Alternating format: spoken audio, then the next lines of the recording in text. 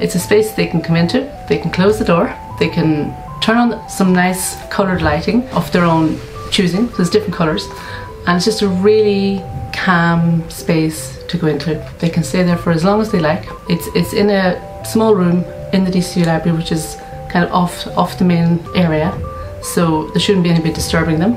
It's as simple as that, just a quiet space, a quiet corner to go to defuse, and there's a light in there, so if they want to study, they can actually do that as well, so they can stay in there for a bit longer and do that.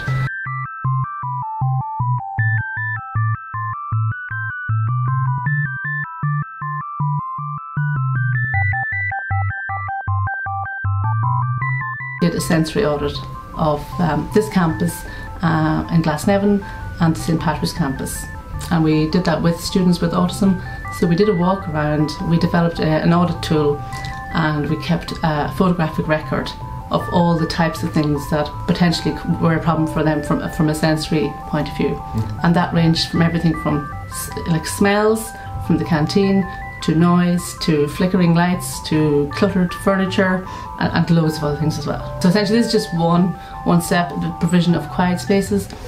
We did develop 8 new principles, which the university have now signed up to, and which actually, in fact, any university around the country and internationally could adopt, and they're already starting to do that, which is great.